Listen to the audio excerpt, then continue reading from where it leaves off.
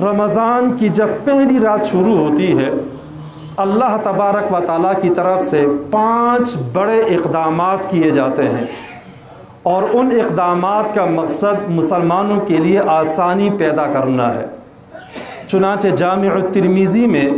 حضرت ابو ہریرہ رضی اللہ تعالی عنہ کی روایت ہے، آپ صلی اللہ علیہ وسلم نے ارشاد فرمایا، اذا کان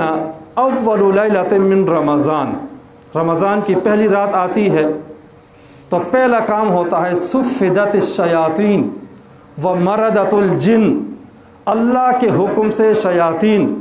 اور سرکش جنات کو بیڑیاں لگا کر قید کر دیا جاتا ہے، جیل میں ڈال دیا جاتا ہے۔ 11 مہینے جو وہ انسان مسلمانوں کو گمراہ کیا کرتے تھے، رائے راست سے ہٹانے کی کوشش کرتے تھے، اب ان کو وہ موقع نہیں دیا جاتا، ان کو قید کر دیا جاتا ہے تاکہ مسلمان صحیح معنی میں رمضان کی عبادت کر سکیں اور اللہ تبارک و تعالیٰ کو راضی کر سکیں۔ البتہ پھر بھی بہت سارے بد نصیب رمضان میں گناہ کرتے ہیں، بہت سارے روزہ بھی نہیں رکھتے، تو شبہ پیدا ہوتا ہے کہ جب شیطان قید کر لیے گئے ہیں تو پھر گناہ کیوں ہوتے ہیں۔ اس کی بڑی توجیحات کی گئی ہیں اور بڑی تفصیل ہے اس میں پہلی بات تو یہ ذہن میں رہے کہ حدیث میں یہ نہیں کہا گیا کہ سب شیطان کو بند کیا جاتا ہے، سب کا ذکر نہیں ہے، سرکش قسم کے جو بڑے بڑے ہیں ان کو قید کیا جاتا ہے، وہ جو چھوٹے چھوٹے شتنگڑے ہوتے ہیں وہ آزاد ہوتے ہیں، وہ بھی ہمیں گمراہ کر سکتے ہیں۔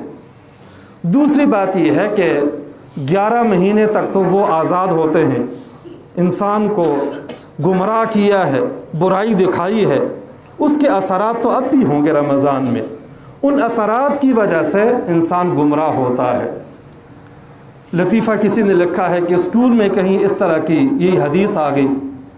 تو اسٹوڈنٹ نے استاد سے پوچھ لیا کہ استاد جی آپ تو کہہ رہے ہیں کہ شیطانوں کو قید کر دیا جاتا ہے، تو پھر رمضان میں گناہ کیوں ہوتا ہے؟